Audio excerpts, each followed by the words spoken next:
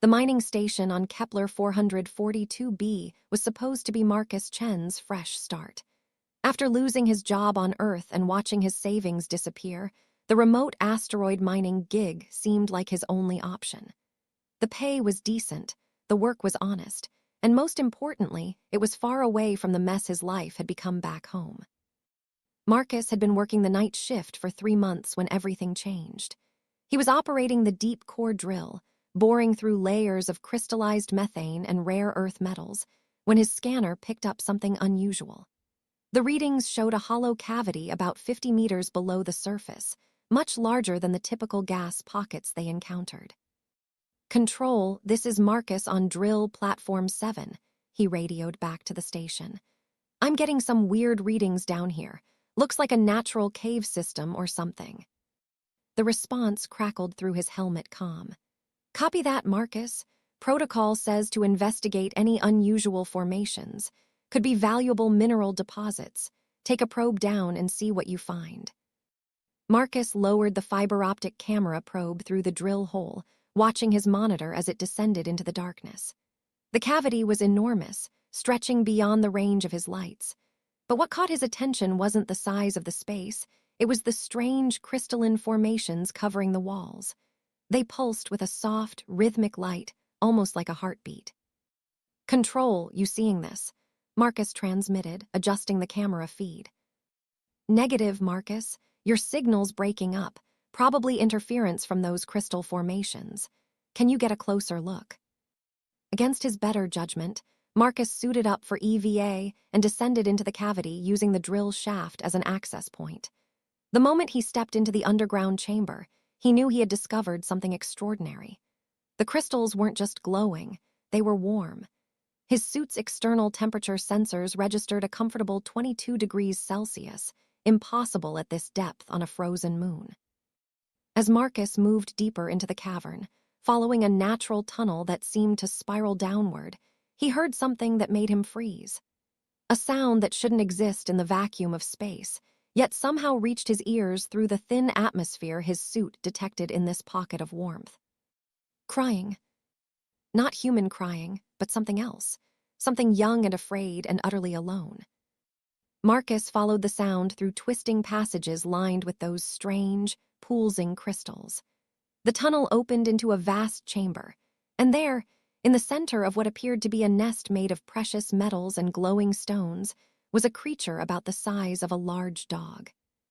It was unmistakably a dragon, though unlike anything from Earth's mythology. Its scales shimmered between deep purple and silver, and small wings folded against its back. But this wasn't the mighty beast of legends. This was clearly a baby, and it was in distress. The dragon's left wing was trapped under a fallen piece of crystal, pinning it to the ground. When it saw Marcus approaching, it let out a sound somewhere between a chirp and a growl, its large golden eyes wide with fear. "Easy there, little guy," Marcus said softly, even though he knew the creature couldn't understand him. He approached slowly, hands visible, the way he might approach a frightened animal back on Earth. The dragon watched him with intelligent eyes as Marcus carefully examined the crystal pinning its wing. The formation was heavy but not impossible to move. Marcus positioned himself and pushed, his exosuit servos whining with effort. The crystal shifted, then rolled away, freeing the small dragon's wing. The creature immediately tried to fly, but its wing was clearly injured. It managed only a few feet before landing awkwardly, letting out a pained cry that tugged at Marcus's heart. "You're hurt pretty bad, aren't you?"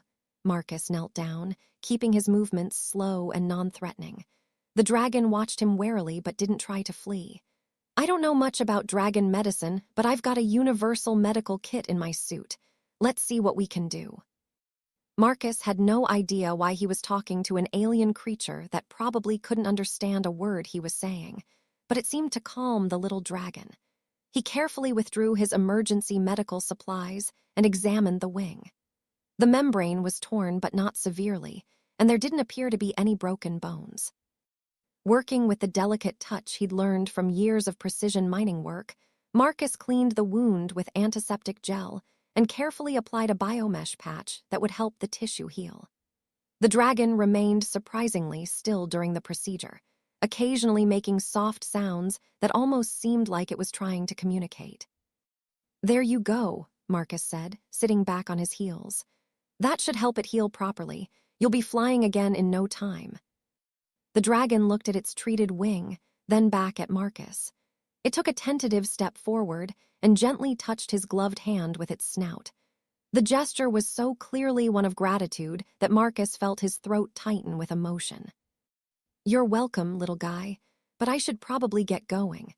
My shift's not over, and if I don't check in soon, they'll send someone looking for me." As Marcus stood to leave, the dragon let out a series of chirps and clicks, following him toward the tunnel entrance.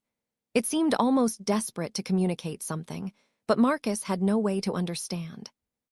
"I'm sorry, buddy. I wish I could help more, but I don't speak dragon." Marcus made his way back through the tunnels, the dragon following as best it could with its injured wing. When they reached the chamber where he'd first descended, Marcus was surprised to see his drill platform's emergency beacon flashing. His communicator was full of increasingly frantic messages from the control station. "Marcus, where the hell are you? You've been dark for over 4 hours." 4 hours? Marcus checked his suit's chronometer. It felt like he'd been underground for maybe 30 minutes, but the timestamp confirmed it. Somehow, he'd lost nearly 4 hours in that cavern. "Control, this is Marcus. Sorry for the radio silence. Found some kind of natural cave system down here. The crystal formations were interfering with communications. Get back to the surface immediately. We've been detecting some unusual energy readings from your sector. Command thinks it might be gravitational anomalies." As Marcus prepared to ascend, the little dragon approached one more time. It carried something in its mouth, a small crystal that glowed with the same soft light as the formations in the cavern. The dragon dropped it at Marcus's feet and stepped back, making those same clicking sounds. Marcus picked up the crystal. It was warm to the touch and seemed to pulse in rhythm with his heartbeat. "For me, you don't have to give me anything, little guy. I was just helping because it was the right thing to do." But the dragon seemed insistent, pushing the crystal toward him with its snout. Marcus carefully placed the crystal in his sample collection pouch. "All right, I'll take it, but only because you seem to want me to have it." The dragon made one final sound, something that sounded almost like a purr, and touched Marcus's hand again before retreating into the shadows of the cavern. As Marcus ascended back to the surface, he couldn't shake the feeling that this encounter was more significant than he realized. The crystal in his pouch continued to pulse with that strange, warm light, and every time he looked at it, he thought about those intelligent golden eyes and the creature's obvious gratitude. Back on the surface, Marcus filed his incident report, describing the cave system and the unusual crystal formations. He made no mention of the dragon. Who would believe him? And more importantly, he had a strange protective instinct toward the creature. Something told him that keeping its existence secret was the right thing to do. But as he ended his shift and headed back to his quarters, Marcus had no idea that saving one small dragon would set in motion a chain of events that would change not just his life, but the entire relationship between humanity and the greatest empire the galaxy had ever known. The crystal in his pocket pulsed once more, and somewhere far below the surface of Kepler 442b, a baby dragon settled into its nest, its injured wing already beginning to heal, and dreamed of the strange, kind creature that had helped it without asking for anything in return. 3 weeks after the encounter in the crystal cavern, Marcus's life had settled back into its routine of mining shifts and solitary meals. The only reminder of that strange day was the crystal the dragon had given him, which he kept on his nightstand. It still pulsed with that rhythmic light, and sometimes, in the quiet moments before sleep, Marcus could swear it felt warm even through the metal of his quarters. He was halfway through his morning shift when the first ships appeared. They materialized out of hyperspace without warning, massive vessels that dwarfed the mining station like whales next to minnows. Marcus had never seen anything like them. The ships were sleek and organic-looking, their hulls seeming to flow like liquid metal in impossible shades of deep blue and silver. They moved with a grace that suggested advanced technology far beyond anything humanity possessed. The station's alarms began blaring, and Marcus's communicator erupted with panicked chatter from the control room. All personnel to emergency stations. Unknown vessels are approaching. This is not a drill. Marcus watched from his mining platform as more ships appeared, forming what was clearly a search formation. They spread out across the asteroid field, their searchlights sweeping across every surface, every mining installation, every piece of human equipment. "They're scanning everything," came the voice of Sarah Kim, the station's sensor technician. "Whatever they're looking for, they're being very thorough about it." Marcus felt a chill that had nothing to do with the cold of space. He looked down at the drill site where he'd discovered the cavern, then at his sample pouch where the dragon's crystal rested. A terrible suspicion began to form in his mind. The largest of the alien ships, a vessel easily a kilometer long, positioned itself directly above the mining station. Its hull opened like a flower, revealing a hangar bay that glowed with the same soft light Marcus had seen in the crystal cavern. A voice, speaking perfect English, echoed across all communication frequencies. "Attention, human mining facility. I am Commander Vexhai of the Draconian Imperial Fleet. We are conducting a search for a missing member of the Imperial family. You will cooperate fully with our investigation or face the consequences of harboring a kidnapped royal." The words hit Marcus like a physical blow. Royal. The little dragon he'd helped wasn't just any creature, it was royalty. And now its family was here looking for it, with what appeared to be enough firepower to reduce the entire mining station to cosmic dust. Marcus's hands shook as he activated his communicator. "Control, this is Marcus. I need to speak with whoever's in charge of this situation, right now." "Marcus, stay on your platform and await further instructions. The aliens are sending a delegation aboard the station." "You don't understand," Marcus said, his voice tight with urgency. "I think I know what they're looking for." Before Control could respond, Marcus was already sealing his EVA suit and preparing for emergency ascent. He had to get to the station before the alien delegation started their search. If they found evidence of his encounter with their missing royal, the situation could turn deadly very quickly. Marcus made the trip from his platform to the station's docking bay in record time. He arrived just as the alien delegation was coming aboard, and his first sight of them took his breath away. They were humanoid but clearly not human. Tall and elegant, with skin that seemed to shimmer with the same metallic quality as their ships. But what struck Marcus most were their eyes, large and golden, just like the baby dragons. And when they moved, there was something in their bearing that suggested barely contained power, as if they could transform into something much larger and more dangerous at any moment. The leader of the delegation, Commander Vexhai, stood nearly 7 feet tall. His uniform was a work of art, flowing fabric that seemed to be woven from starlight itself. When he spoke, his voice carried the weight of absolute authority. "I am here to question your crew about the whereabouts of Prince Zephyrhai, heir to the throne of stars. 3 weeks ago, his life pod malfunctioned during a diplomatic mission to the Andromeda systems. We traced his emergency beacon to this sector."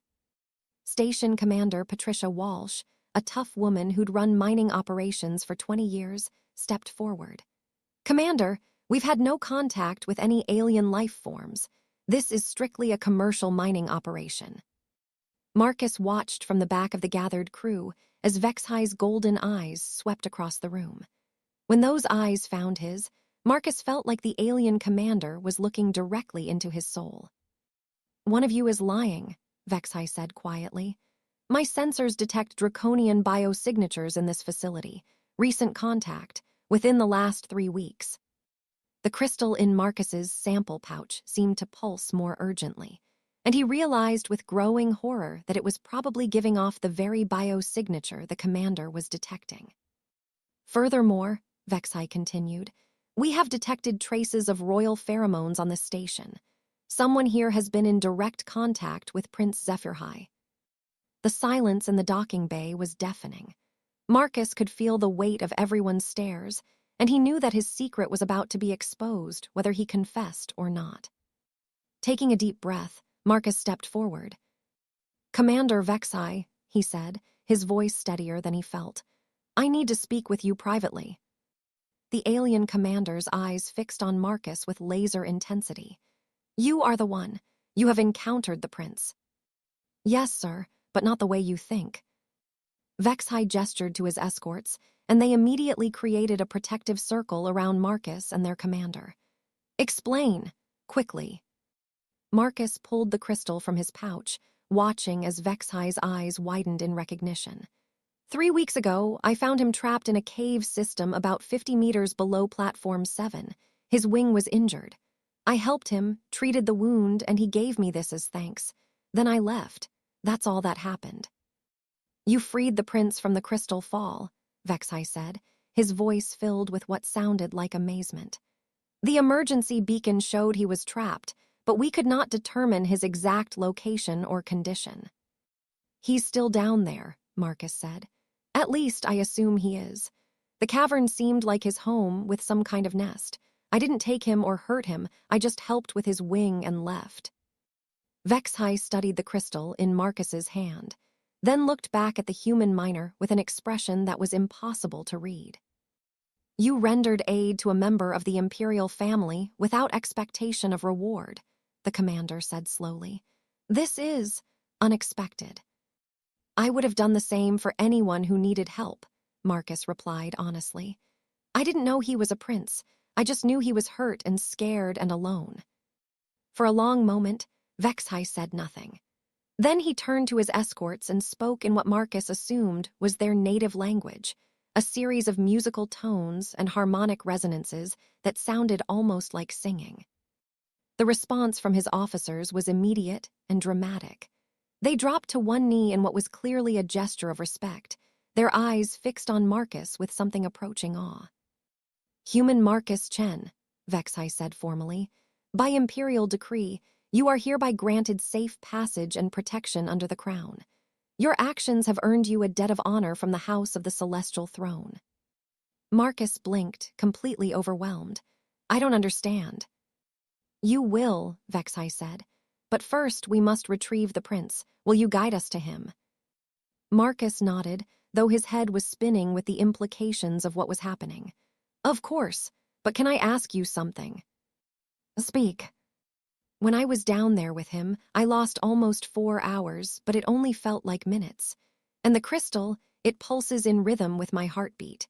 What does that mean?" For the first time, Vexai's stern expression softened into something that might have been a smile. "It means, Marcus Chen of Earth, that Prince Zephyrhai has chosen you. And in choosing you, he may have just changed the fate of 2 civilizations." As the alien commander's words sank in, Marcus realized that his simple act of kindness toward an injured creature had somehow entangled him in galactic politics beyond his comprehension. The crystal in his hand pulsed once more, and he wondered what other surprises awaited him in the depths of that strange, warm cavern. Little did he know that his journey was just beginning, and that the baby dragon waiting below would soon become the key to forging an alliance that would reshape the galaxy itself. The descent into the crystal cavern was unlike anything Marcus had experienced before. Commander Vexai and 2 of his officers accompanied him, their advanced suits gliding effortlessly through the drill shaft that had taken Marcus considerable effort to navigate weeks earlier. Their technology was so far beyond human capabilities that Marcus felt like he was traveling with beings from another dimension entirely. But what struck him most was the change in the draconian officers as they entered the crystalline chamber. The moment they stepped into that warm, softly glowing space, their formal military bearing seemed to melt away, replaced by something that looked almost like reverence. "By the eternal stars," whispered Lieutenant Kethai, the younger of the 2 officers. "A true sanctuary. No wonder the prince survived his crash." Vexai knelt and placed his gloved hand against one of the pulsing crystal formations. "These formations are ancient, older than our recorded history. They are alive in ways your science cannot measure, human Marcus. They respond to draconian life force, providing warmth, breathable atmosphere, and healing energy." That explains why I lost track of time down here, Marcus said, and why the little guy recovered so quickly from his injury. Prince Zephyrhai, Vexhai corrected gently. And yes, the crystals would have accelerated his healing, but only after you freed him from the trap. Without your intervention, he would have died before the sanctuary could save him. As they made their way through the twisting passages toward the central chamber, Marcus noticed that the crystal formations were glowing more brightly than before, their pulse quickening with anticipation. When they finally emerged into the vast space where Marcus had first found the injured dragon, they were greeted by a sight that took everyone's breath away. Prince Zephyrhai was no longer the small, frightened creature Marcus remembered. In 3 weeks, he had grown considerably, now standing about 3 feet tall with wings that could fully extend to nearly 6 feet across. The biomesh patch Marcus had applied was gone, and the wing showed no sign of the injury that had once crippled it. But most remarkably, the prince was not alone. Around him, arranged in a protective circle, were dozens of the crystal formations, but these were different from the others. They moved with purpose, shifting and rearranging themselves like living sentinels. As the group entered the chamber, these guardian crystals hummed with harmonious tones that filled the air with music. Prince Zephyrhai saw Marcus and immediately let out a series of excited chirps and clicks. He bounded across the chamber with surprising grace, his movements now confident and strong. When he reached Marcus, he did something that surprised everyone present. He spoke, not in the musical tones of the draconian language, but in halting, accented English. "Friend Marcus," the young dragon said, his voice like wind chimes in a gentle breeze. "You returned." Marcus stared in shock. "You can talk. I mean, you learned English." "The crystals," Zephyrhai explained, gesturing toward the glowing formations around them. "They hold memories, knowledge. When you helped me, they absorbed your language, your thoughts, your kindness. They taught me." Commander Vexhai stepped forward, dropping to one knee in a formal bow. "My prince, the entire fleet has been searching for you. Your father, the emperor, fears the worst." Zephyrhai looked between his rescue party and Marcus, his golden eyes troubled. "I know, Commander, but I could not leave, not without saying proper thanks to the one who saved my life."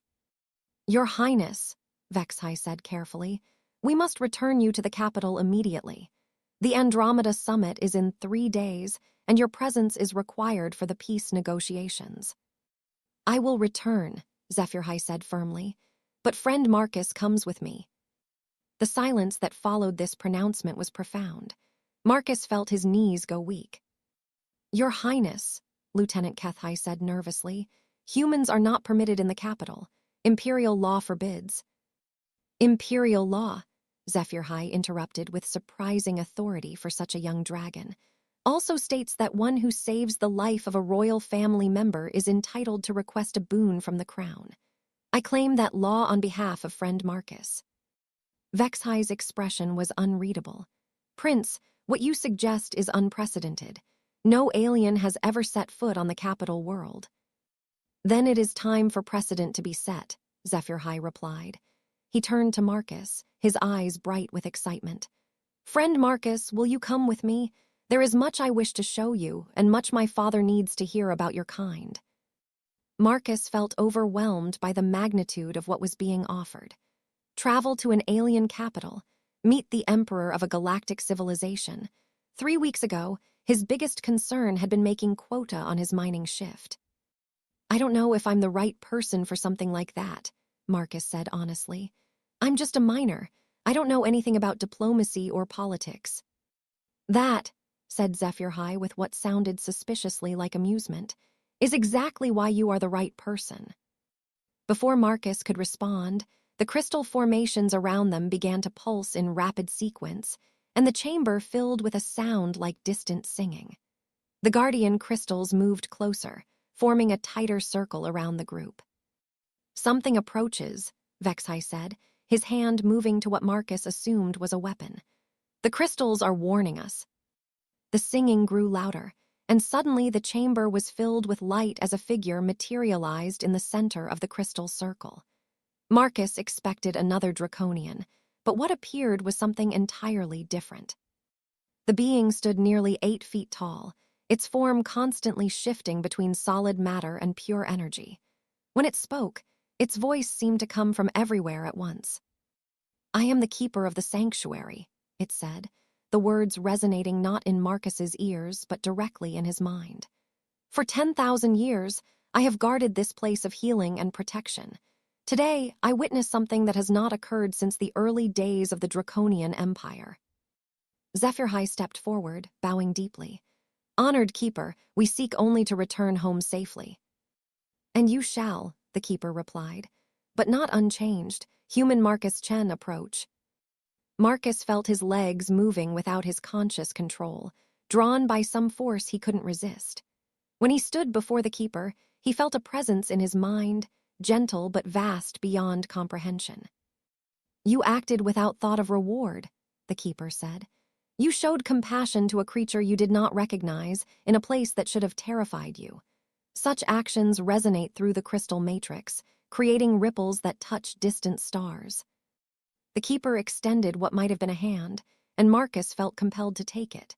The moment they touched, images flooded his mind. He saw the galaxy as it truly was, not empty space between stars, but a vast network of life and consciousness. He saw the Draconian Empire at its height, a civilization that had brought peace and prosperity to 1,000 worlds. And he saw something else, something that made his blood run cold. Darkness at the edge of known space. An ancient enemy stirring after millennia of slumber. War coming to the galaxy, war that would consume everything unless the civilizations of known space could unite against it. "You see," the Keeper said softly, "the choice made by Prince Zephyr to trust you, to call you friend, may be the first step toward the alliance that will save all our peoples."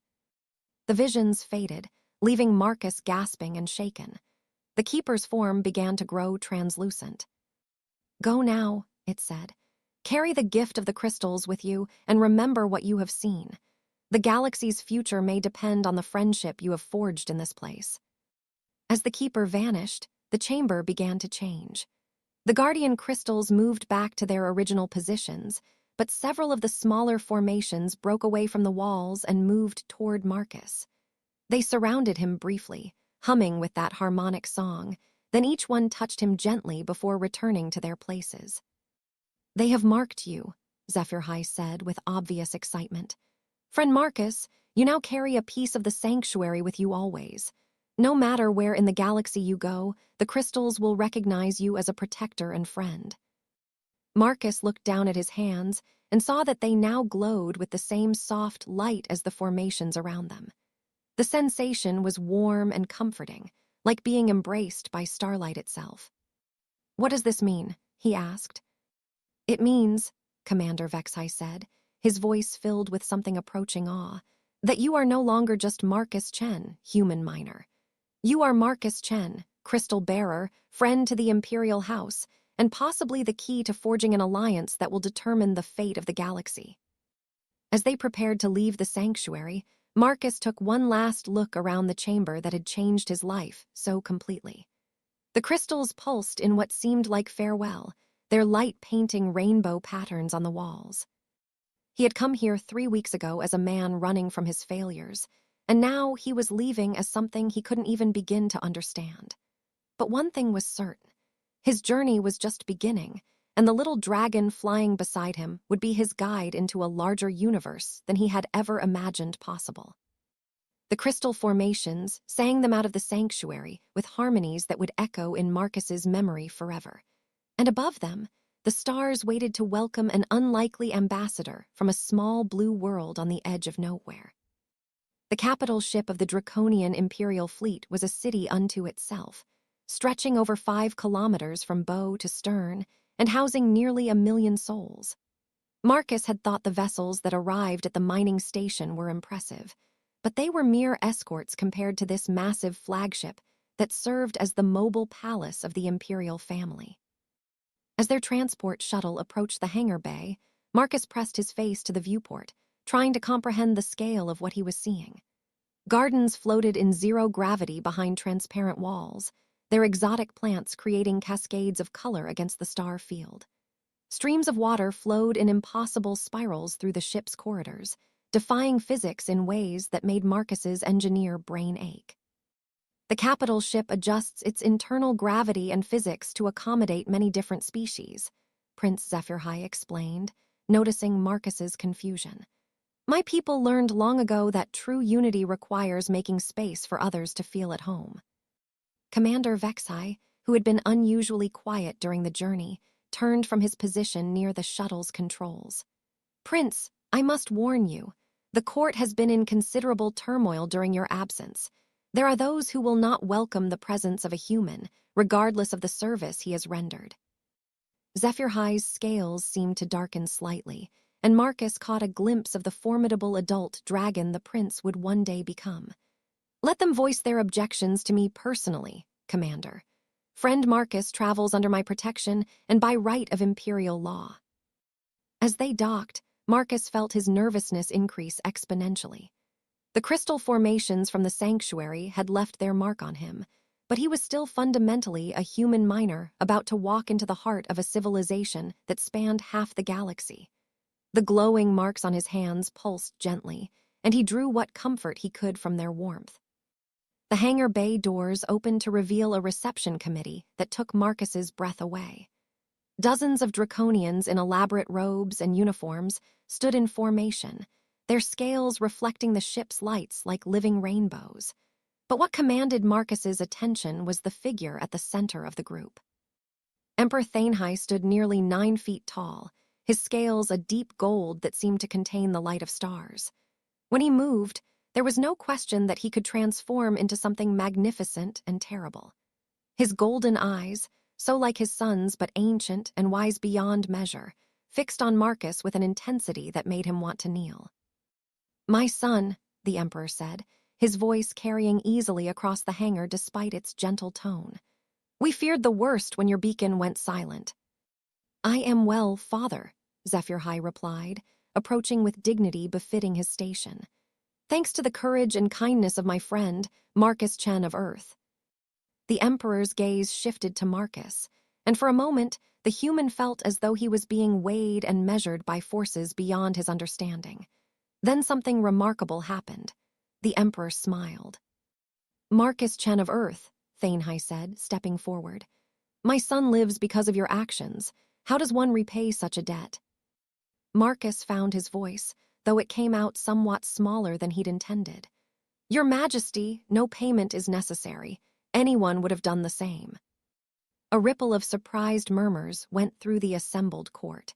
Several of the draconians exchanged meaningful glances, and Marcus got the distinct impression that his response was not what they had expected. Would they? The Emperor asked, genuine curiosity in his voice. In my experience, beings who encounter members of the imperial family usually have very specific requests. Territory, wealth, political favor. You ask for nothing. I was just helping someone who needed it, Marcus said honestly. Where I come from, that's what you do.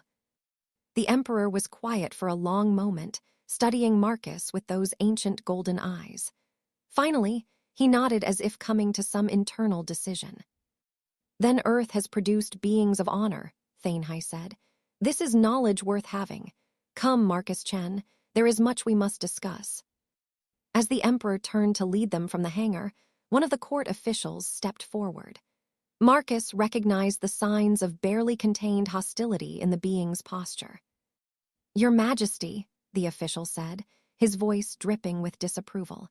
Surely the presence of an alien at court violates numerous protocols, the security implications alone.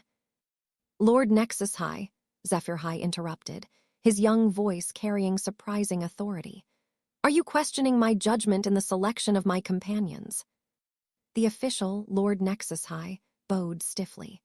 Of course not, Your Highness, but the Andromeda Summit begins tomorrow, and having an unknown alien present during such delicate negotiations will demonstrate to our allies and enemies alike that the Draconian Empire values honor above prejudice, the Emperor finished firmly.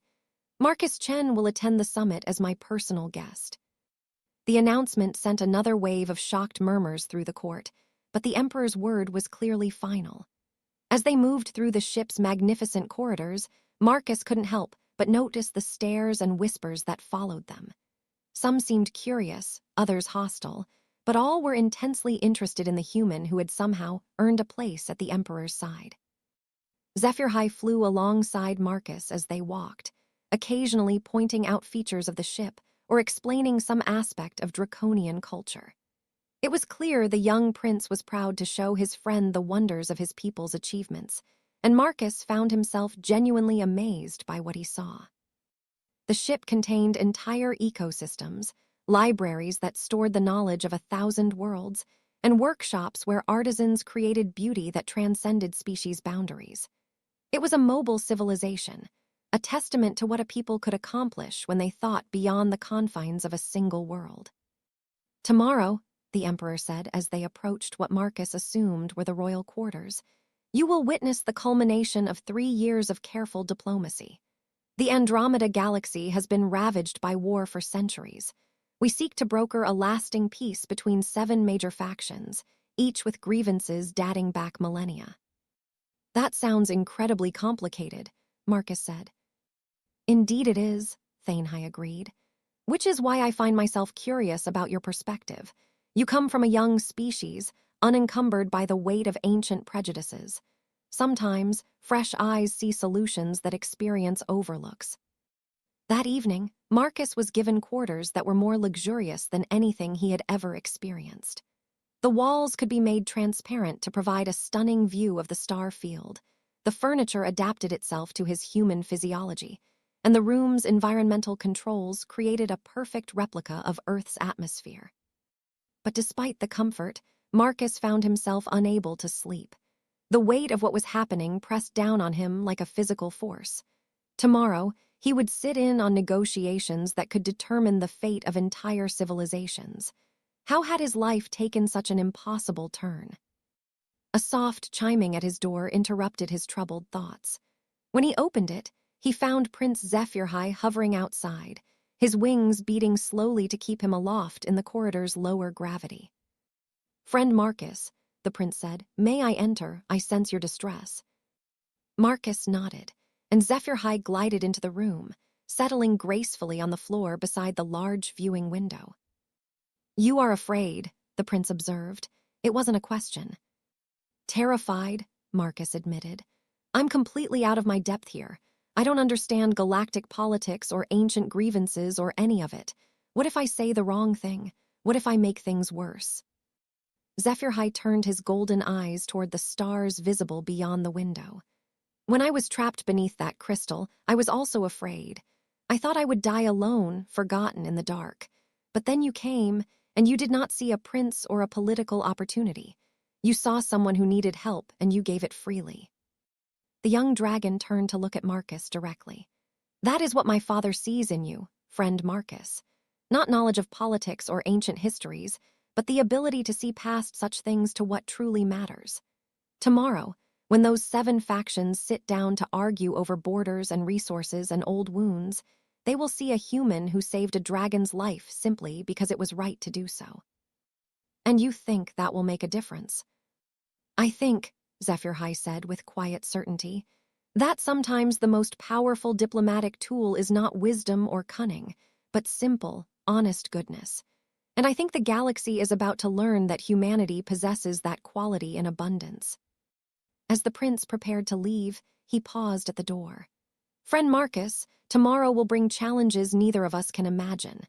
But whatever happens, remember that you carry the light of the crystal sanctuary within you.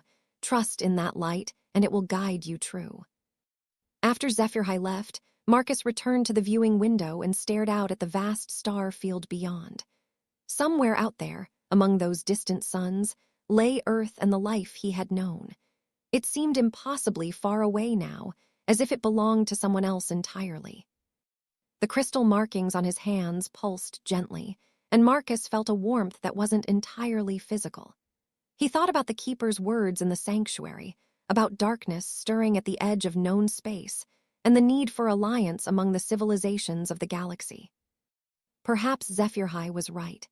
Perhaps his simple act of kindness toward an injured creature could somehow ripple outward to touch the fate of stars. Marcus didn't understand how such a thing was possible, but he was beginning to realize that the universe was far stranger and more interconnected than he had ever imagined. Tomorrow would bring the Andromeda Summit, and with it, challenges that would test everything he thought he knew about himself and his place in the cosmos.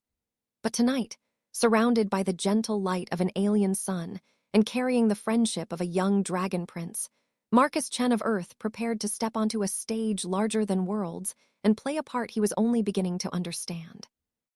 The Grand Assembly Chamber of the Imperial flagship was a marvel of engineering and artistry that defied human comprehension.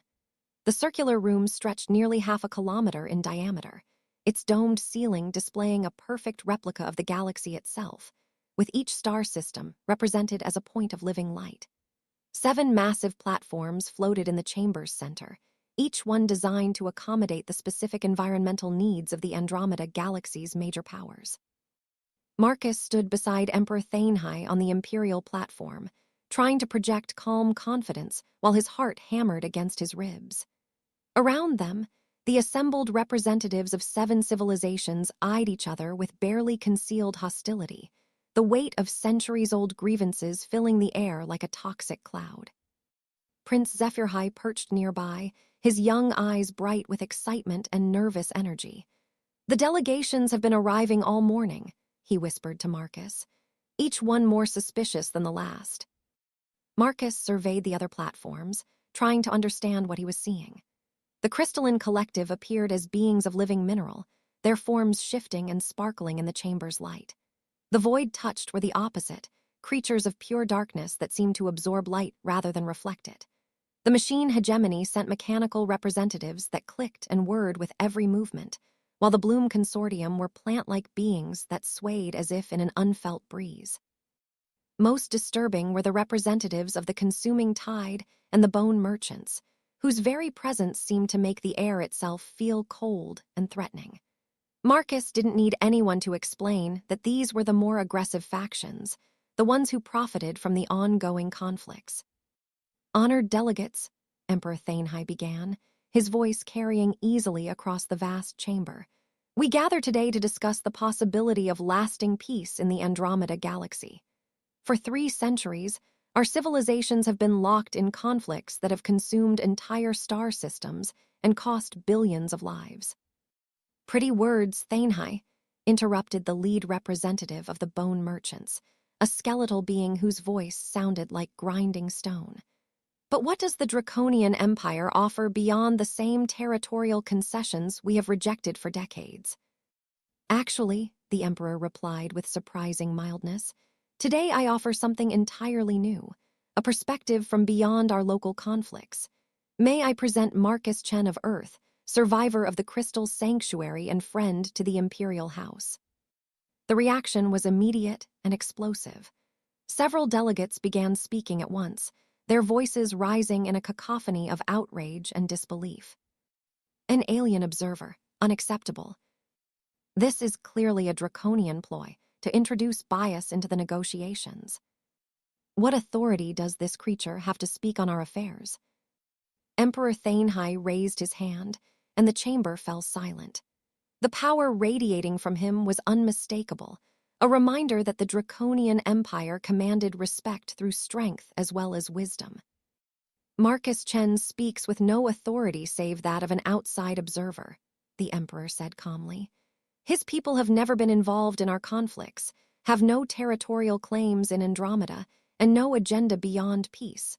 Perhaps that makes him uniquely qualified to see solutions we cannot." The representative of the crystalline collective, a being whose form sparkled like a living diamond, leaned forward with obvious interest. "This human, he survived the Crystal Sanctuary. That is significant. The ancient sites choose their own guardians." Marcus felt the crystal markings on his hands warm in response to the collective's attention. He hadn't realized that other species would recognize what had happened to him in the sanctuary. "Indeed," said the leader of the machine hegemony, its mechanical voice precise and emotionless. "Our records indicate that no non-draconian has ever been accepted by a sanctuary. This suggests an unprecedented level of compatibility with ancient technologies." "All very interesting," growled the consuming tide's representative, a mass of writhing tentacles around a central maw filled with teeth. But what does it matter? This galaxy has been at war for centuries because war is profitable. Peace serves no one's interests. That statement hit Marcus like a physical blow.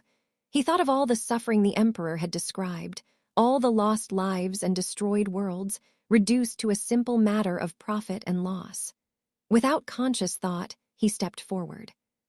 "Actually," Marcus said, his voice carrying farther than he expected in the chamber's acoustics, "that's where you're wrong."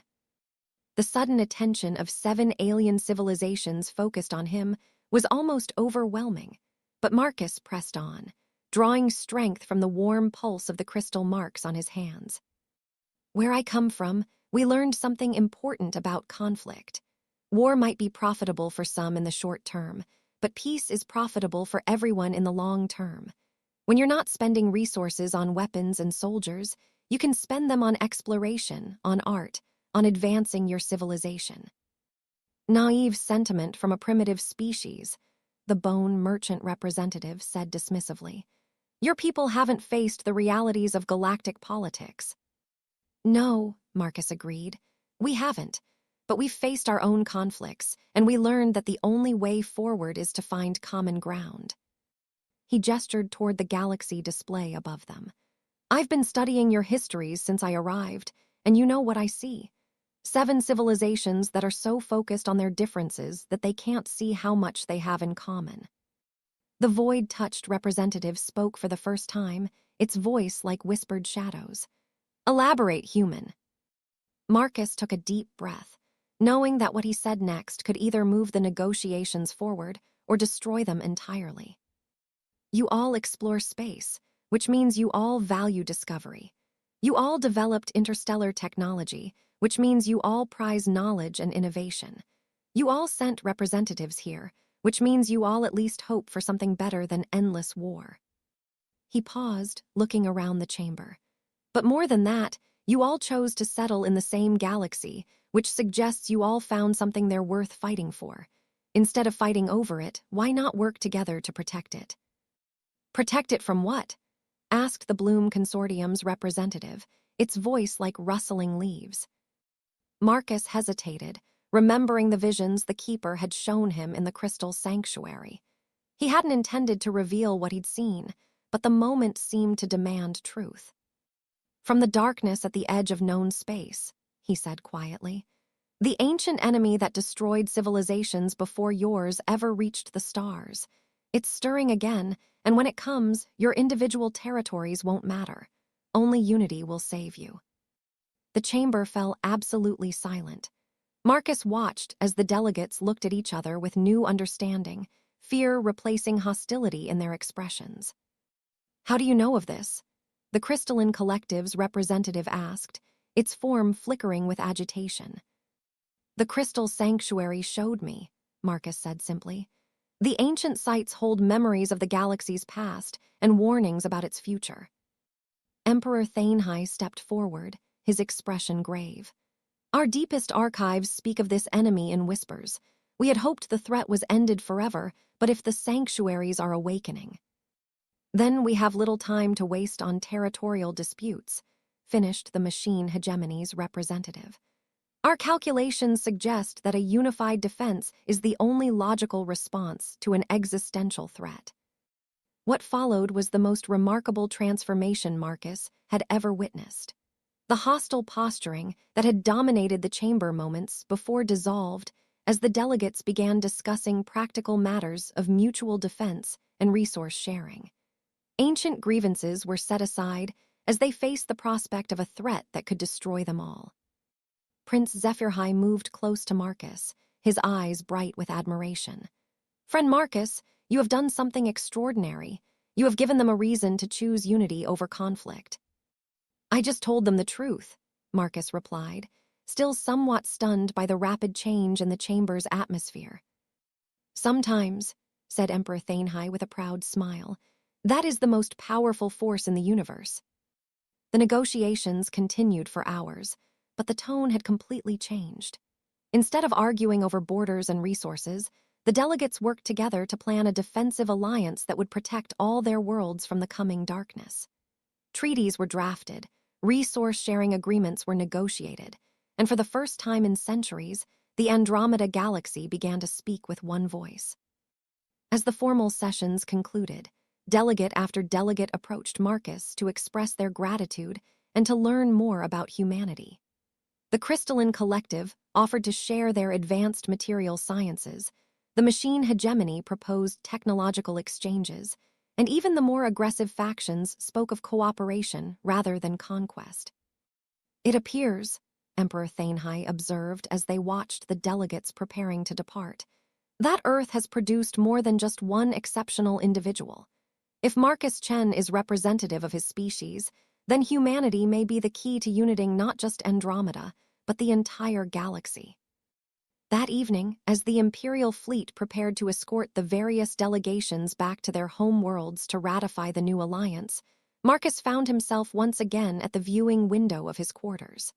But this time, Prince Zephyrhai was with him, and they were joined by Emperor Thanhai himself. "What happens now?" Marcus asked, still trying to process the magnitude of what had occurred. "Now," the Emperor replied, "the real work begins. The alliance must be built, defenses must be prepared, and other civilizations must be brought into the fold. It will be the work of generations." "Will I be going home?" Marcus asked, though he wasn't sure that Earth still felt like home after everything he'd experienced. Emperor Thanhai smiled. "That depends entirely on what you wish to do. The galaxy has many wonders to explore, and many civilizations that would benefit from your unique perspective. And you will always have a place here," Zephyrhai added earnestly. "The Imperial Court has voted to name you the first human ambassador to the Draconian Empire.